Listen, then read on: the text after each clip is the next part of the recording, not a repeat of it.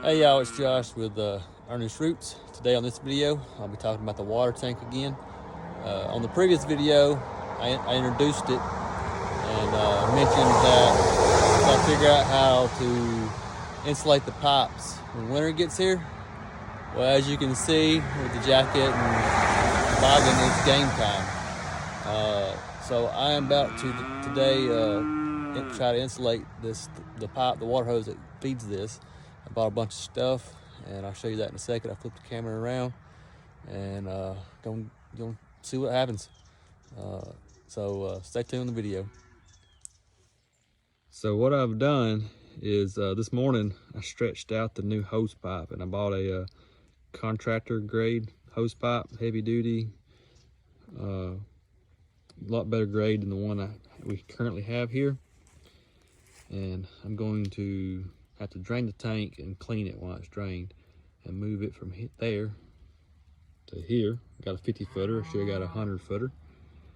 And the supplies I got is, so the supplies I have here is some cotton I got from my old dishwasher, electrical tape, some insulated pipe wrap. Got a bunch of that. I'll go on the hose pipe, and I use tape to wrap it here and there. And I got this. I don't know if I'll use it or not. I just grabbed it.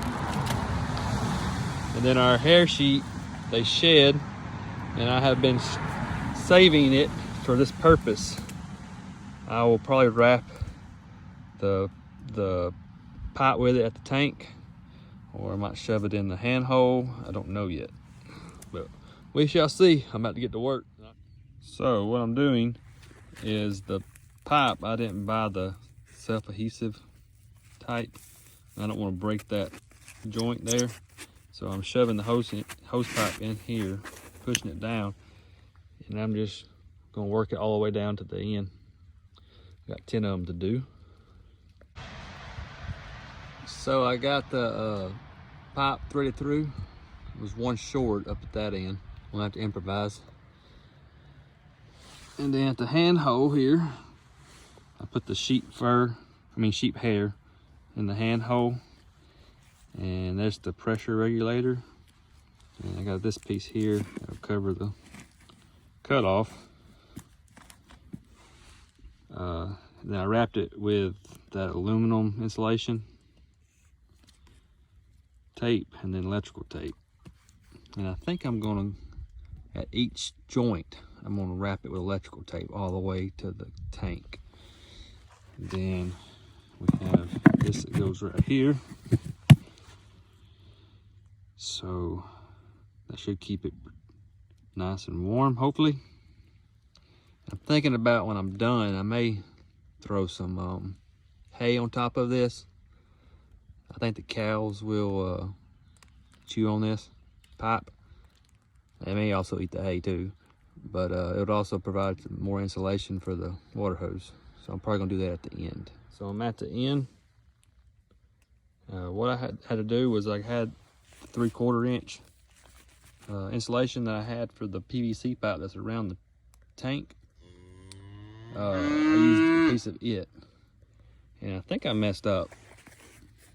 I went with 1 inch here thinking have more insulation on the hose pipe, but I got airspace.